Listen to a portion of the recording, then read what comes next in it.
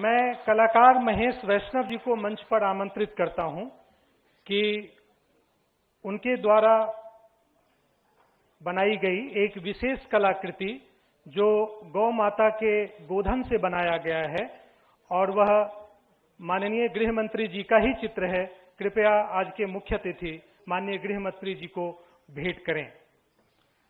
श्री महेश वैष्णव जी विगत 40 वर्षों से कला के क्षेत्र में अभूतपूर्व कार्य कर रहे हैं। उन्होंने गोधन से ही संपूर्ण रामायण और हनुमान चालीसा जैसे चित्रों को भी उकेरा है। आपका बहुत बहुत धन्यवाद महेश जी। आज आपातकाल के 50 साल पूरे होने की पूर्व संध्या है। इस विशेष अवसर पर हम सबका सौभाग्य है कि आज उन विभूतियों की भी यहाँ उपस्थिति है जिन्होंने उस आपातकाल की यातनाओं को अपने आंखों से देखा है। उन विभूतियों के सम्मान का यह शुभ बेला भी है। मैं लोकतंत्र सेनानियों में सर्वप्रथम आज यहाँ उपस्थित श्रीमती सुमित्रा आर्य जी को मंच पर आमंत्रित कर रहा हूं कि वह मंच पर पधारें। आपातकाल के समय दिल्ली के रानीबाग में आपका निवास था। आपके परिवार के 11 लोग आपातकाल के दौरान गिरफ्तार हुए। इसमें 3 पुरुष और 5 महिलाएं, साथ ही 3 छोटे बच्चे थे। आप सबको जानकर यह आश्चर्य होगा कि उस आपातकाल के दौरान श्रीमती सुमित्रा आर्य जी के साथ वो 3 बच्चे भी जेल में रहे। आपका अभिनंदन और स्वागत है।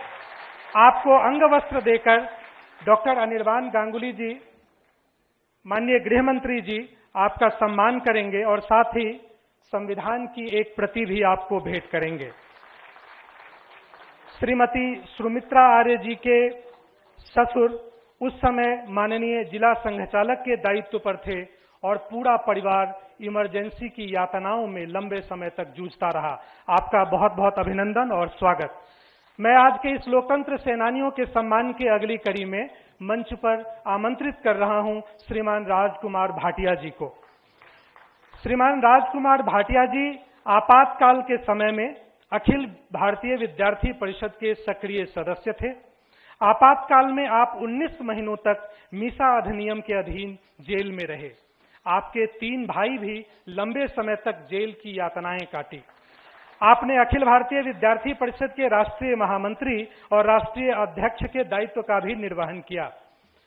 आपकी उपस्थिति भी वंदनीय है। आपको अंगवस्त्र और संविधान की प्रति देकर माननीय गृह मंत्री जी ने आपका अभिनंदन किया है। मैं मंच पर आमंत्रित कर रहा हूं अगले लोकतंत्र सेनानी श्रीमान ओपी बब्बर जी को। करतल ध्वनियों से उनका सम्मान और स्वागत करिए। आपातकाल के समय श्रीमान ओपी बब्बर जी को मीसा अधिनियम के अंतर्गत गिरफ्तार कर लिया गया। आप 19 महीनों तक जेल में रहे। इस आंदोलन में आपकी नौकरी चली गई, कारोबार खत्म हो गया, पूरा परिवार उजड़ गया, लेकिन आपने हिम्मत नहीं हारी। लोकतंत्र के ऐसे रक्षक का सम्मान कर रहे हैं माननीय गृह मंत्री, उनको अंगवस्त्र और संविधान देकर। आप 3 बार विधायक चुने गए।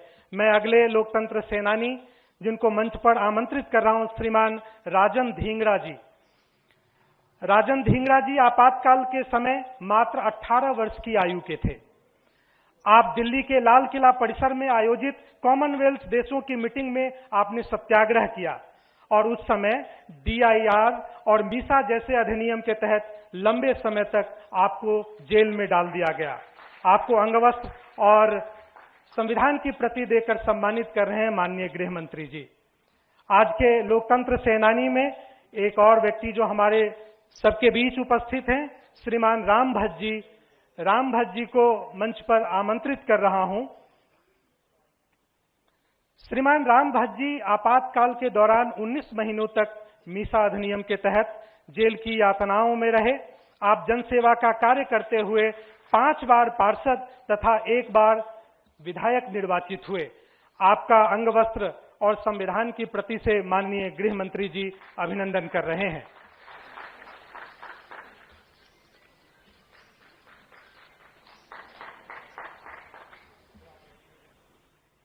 बहुत बहुत धन्यवाद माननीय।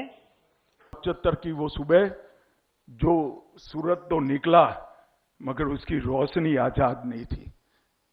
उस सुबह मौलिक अधिकारों की चादर ओढ़ के सोए हुए नागरिक तानाशाही की जंजीरों में जागे। अखबार जो हर सुबह भारत को जगाता था, उस सुबह उसको पहले ही बंद कर दिया गया था। राजनीतिक भिन्नता जो लोकतंत्र का लक्षण और सुंदरता मानी जाती थी, उस वक्त ये राजनीतिक मतभिन्नता को जेलों की अंधेरी काल कोठरी में बंद कर दिया गया और संविधान की आत्मा रौंद कर जनादेश से बनी सरकारों को रातों रात गिरा दिया गया। मित्रों, ये बात इस देश की जनता ने कभी नहीं भूलनी चाहिए और न भूलनी चाहिए विशेषकर इस देश के किशोर और युवाओं को। जब व्यक्ति के अंदर पड़े हुआ तानाशाह का गुण सरफेस पर आता है, तब क्या होता है, इतिहास हमारी युवा पीढ़ी को समझाना पड़ेगा। आज बहुत सारे लोग संविधान की दुहाई देते हैं। मैं उनको पूछना चाहता हूं, आप किस पार्टी से आते हो, किस अधिकार से संविधान की बात करते हो? सुबह सुबह 8 बजे ऑल इंडिया रेडियो से प्रधानमंत्री जी की आवाज आई, इंदिरा गांधी की आवाज आई, राष्ट्रपति जी ने आपातकाल की घोषणा की है। जो लोग संविधान की दुहाई देते हैं, मैं उनको पूछना चाहता हूं, क्या इसके लिए संसद की सहमति ली गई थी?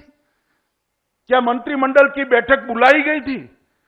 क्या देशवासियों को, विपक्ष को भरोसे में लिया गया था? और लोकतंत्र की बात करने वाले लोगों को मैं पूछना चाहता हूं, आप वही पार्टी और वही पार्टी से जुड़े हुए लोग हो जिन्होंने लोकतंत्र के रक्षक की भूमिका से लोकतंत्र के भक्षक का काम किया था।